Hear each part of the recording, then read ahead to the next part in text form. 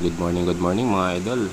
Napaka-ulap ng ating kalangitan ngayon. Kaya naman hindi ganun kainit pero mahina din ang ating harvest. Nasa 3 kilowatts pa lang tayo. Alas 12 na ng tanghali. Ayan, makikita natin dito. Meron akong 1.7 kilowatt hour harvest at saka 1.62 kilowatt hour harvest. Then dito sa aking dalawang power stream. So yan, sa ngayon meron tayong harvest na 1.8 kilowatts combined sila.